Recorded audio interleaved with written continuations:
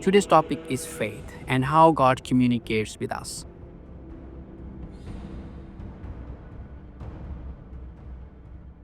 In several accounts, God speaks to Moses in a direct way, including the well known scene of the burning bush.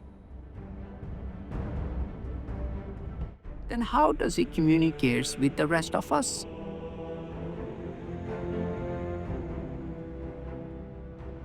God communicates through outcomes. Sometimes He lifts the small, supports the weak, and opens the way for people who could not imagine success.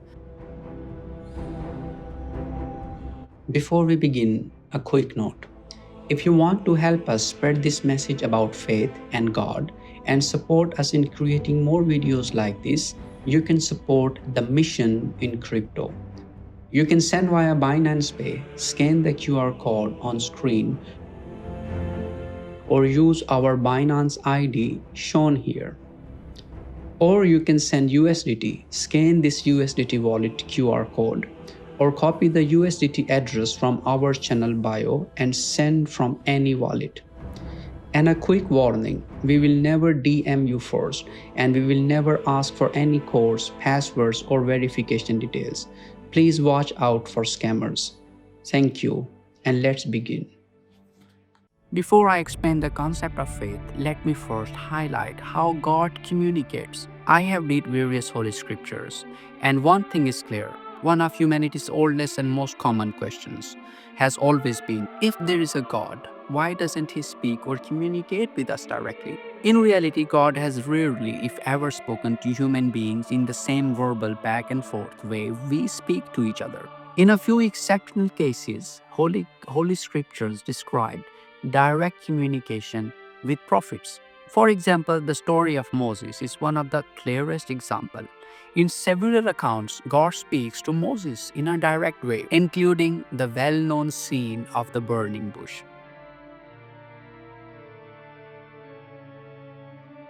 In the Bible, there are also moments when a divine voice is described as being heard, and Christianity teaches that Jesus had a unique relationship with God and received direct communication. And in Islamic tradition, there are narrations describing Prophet Muhammad receiving direct communication during the heavenly journey.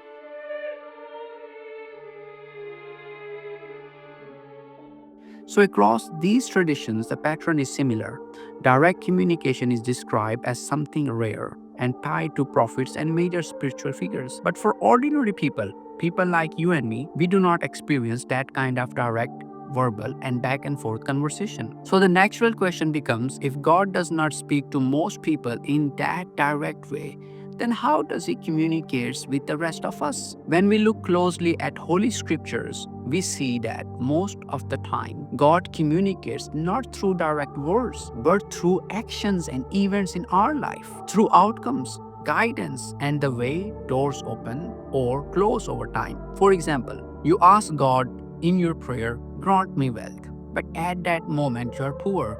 You don't have resources, you don't have connections, and you do not have knowledge yet. Then over time, you start to see the path becoming clear. You start to understand what to do. You start to meet the right people. You start to gain the skills. And after a few years, sometimes you find yourself in the position you prayed for, or you reach the opportunity you asked for. Sometimes we also witness what look like miracles. A small nation defeat a much larger power, and victory comes from somewhere nobody expected. Sometimes something that looks impossible suddenly becomes possible. I can present examples from the Bible, the Torah, and the Quran as well. But because I don't want to represent one specific religion here, I will keep the religious references minimal. For example, look at the state of Israel. How many Jewish people were there in the world? A people who were under oppression and who witnessed the horrible events at the Holocaust. And yet, did they not establish a state, a powerful state that the whole world talk about? Similarly, look at America. Who were they in the beginning? Immigrants, many of them coming from Europe, arriving in a land that was new to them, often with different languages and backgrounds. Yet they formed a union so powerful that it has remained influential for more than 200 years. And look at the Great Britain. What were they? A people who went through hardship, diseases, cold, poverty, and yet they built an empire that once reached almost half of the world. And even the greatest Ottoman Empire eventually declined. But then look at the Ottomans themselves. Who were they at the start? A small tribe moving from place to place, and over time they become so powerful that they ruled not only Turkey but many other lands. In all these cases, my point is not that any nation is perfect. My point is this: God communicates through outcomes. Sometimes He lifts the small, supports the weak, and opens the way for people who could not imagine success. But there is also a second side to it. What is given can also be taken away. When a nation or a people become arrogant, and when they start doing injustice and oppression, history shows that power declines and collapse begins. So yes, God does communicate with us, not by speaking to us in a daily back and forth voices, but by helping, correcting, and changing outcomes in ways we often cannot imagine. One hypothetical fact: God love is for everyone, but some men are special to God. They can be poor, rich, or whosoever, and when you try to hurt the people who are special to God, you see clear response of God protecting His weak people. The one God loves is held and protected even against the odds. The one God doesn't love is left and rejected even with all their flaws.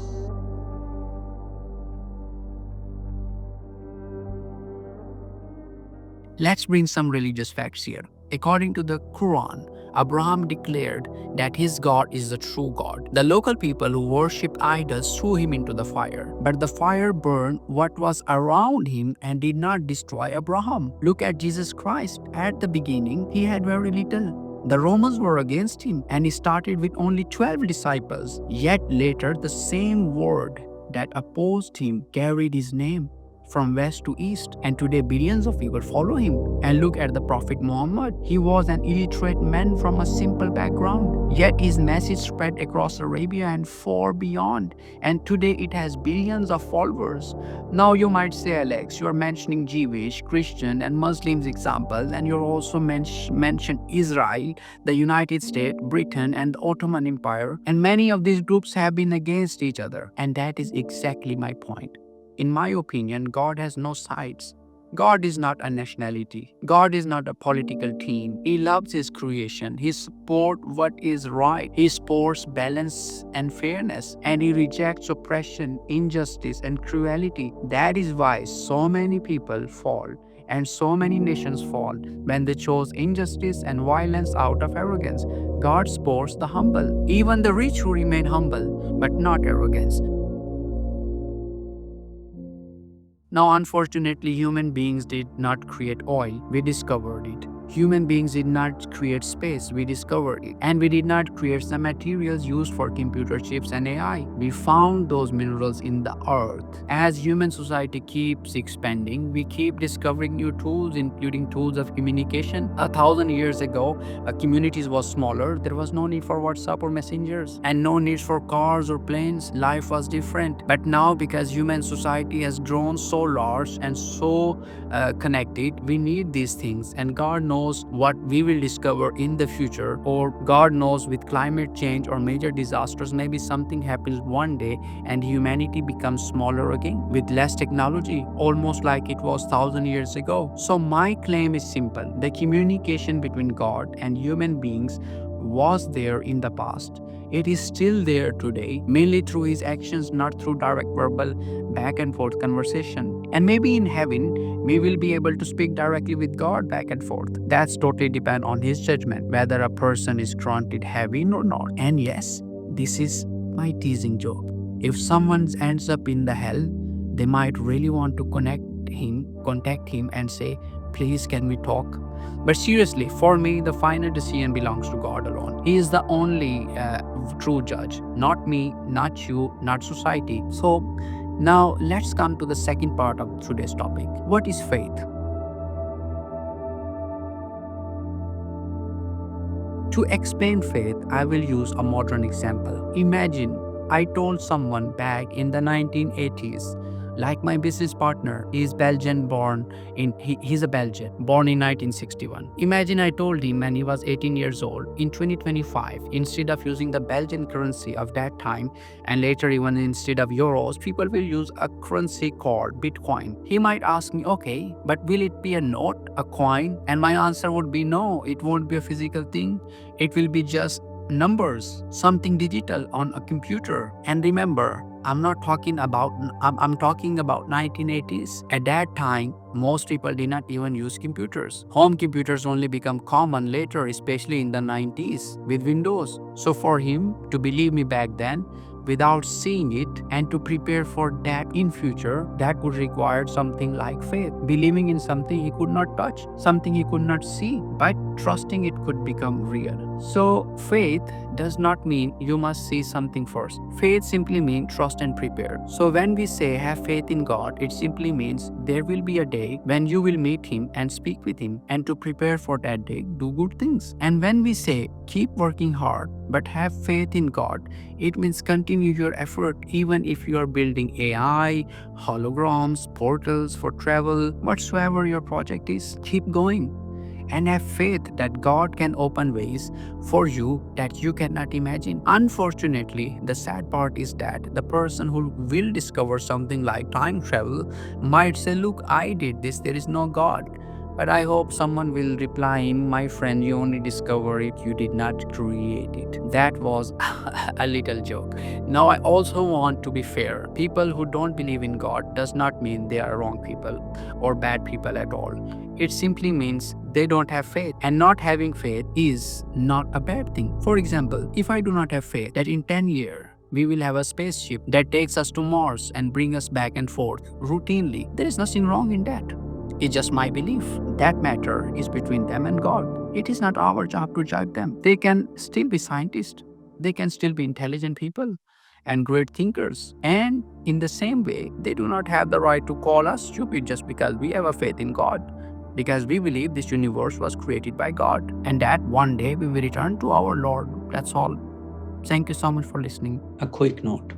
If you want to help us spread this message about faith and God and support us in creating more videos like this, you can support the mission in crypto. You can send via Binance Pay, scan the QR code on screen, or use our Binance ID shown here. Or you can send USDT, scan this USDT wallet QR code, or copy the USDT address from our channel bio and send from any wallet. And a quick warning, we will never DM you first, and we will never ask for any codes, passwords, or verification details. Please watch out for scammers. Thank you.